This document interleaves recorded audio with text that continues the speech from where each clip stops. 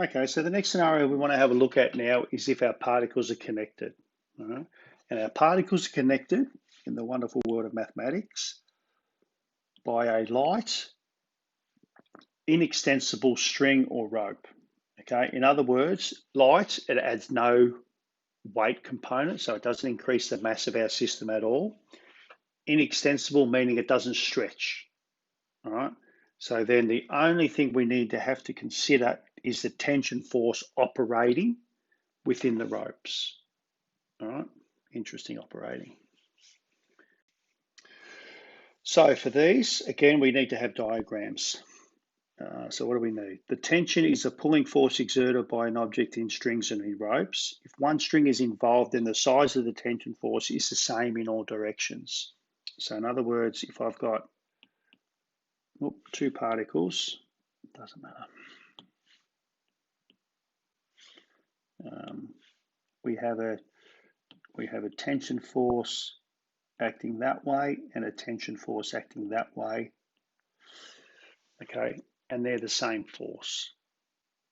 All right. The magnitude of the tension force acting on one body is the same as the magnitude of the tension force acting on the second body. All right. So we draw separate diagrams for each particle.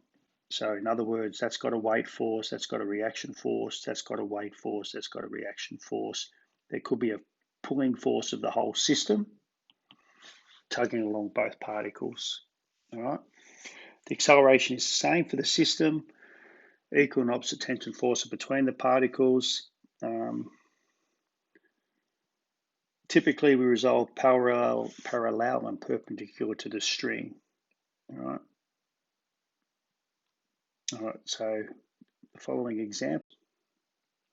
All right. So here's what we were just talking about there. Two particles connected by a taut rope on a smooth plane. So weight forces are there, the resultant force, the tension is the same. We're on a smooth plane, so there's no friction. Okay. If we're across a pulley, okay, so the sum of the forces is still ma, and the acceleration of the system is the same. We might make one direction as positive, so that would be the equivalent positive direction because this particle is going up and then over. All right. If it's across a smooth pulley, the tensions are the same. All right. If we're working across a rough pulley, the tensions are different. All right. Equal in opposite direction. If we're on a rough plane, okay, so we'll go over a pulley. So we've got this pulley system here. We might make that as positive, which means that continues to be positive in that direction. Friction acting against motion, mu r. The weight force of my particle. Okay, so we don't have to memorize all of them. Obviously, the more particles we have, and then we add friction inside this thing, that's the most complicated we're going to get. Relatively routine examples and just see how we're traveling. All right. So what have we got? We've got a car of mass 1 ton tows another car of mass 3/4 of a ton with a slight tow rope. So some of our physics boys may have done some of this. So we'll call this 1 ton,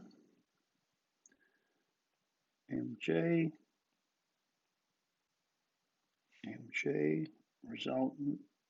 resultant force, pulling force, 3,000 newtons.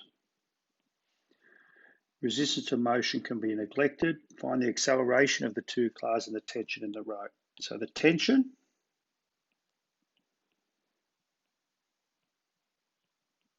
is there. Oops, that's just a T. We'll call it R1, M1, R2, M2. So there's all our forces at play. Okay. So we do know the sum of the forces is equal to MA. All right. So I've got a 3,000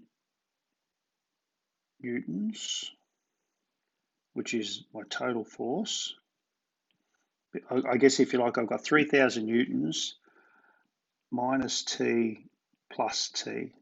Yeah, because the tensions are acting opposite and equal to each other, so they cancel each other, is equal to 750 kilos plus 1,000 kilos times A. So A is equal to 3,000 over 1,750, which is cancelled down to 12 on 7 meters per second squared. So there's my acceleration. Hence find the tension. All right, so if I just look at system, this system, R2, if I resolve the forces there, I've got the sum of the forces is 3,000 minus the tension equals M, which is, which one's which? The mass of one car tows another car, so that's equals 1,000 A. So we've got T is equal to, transpose, 3,000 minus 1,000 times 12 on 7. We have 3,000 minus 12,000 on 7, which is equal to 1,286 newtons. Okay, so it's just worth noting that if we'd have decided to work with the other system, okay, so the only forces, sum of the forces equals MA. So we've got the sum of the forces is, well, the second T equals M, which is 0.75 times A, which is 12 on 7. So T is equal to 0.75 tons, so 750 times 12 on 7, which is equal to 1,286 newtons. So it doesn't matter which system we apply it to, we would end up with the same equation because we've got different forces acting.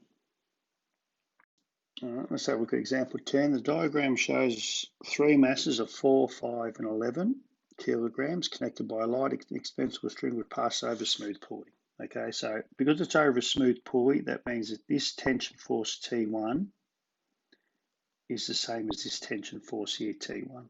Okay, so if we have a look, there's T2, the tension connecting the weights 4 and 5, they're the same tension in between. I've got a weight force acting down from my 5 kilo. I've got my 11 kilo weight force acting down and a tension force acting up. System is released from rest. Well, given that the right-hand side weighs 11 kilos, we're going to assume that it's going to fall this way. So we'll make that direction positive. All right. So let's resolve all the forces around the different masses. So if we have a look at the 11 kilo mass, we've snuck it all in here. 11 kilo mass down here, I've got weight force acting down, so 11 Gs, minus the tension force acting up equals MA. So there's my forces there, right? Rearrange, T1 equals 11 G minus 11A. The 5 kilo mass here, these are the forces connected to my 5 kilo mass. I've got T2 acting up, so that's the positive T2, minus mg acting down, 5G, equals MA. And then the 4 kilo mass, I've got T2 acting down. All right, so let's worry about acting up. T1 acting up, which is positive, minus T2 acting down, minus 4G acting down, equals MA. Okay, which are the four, the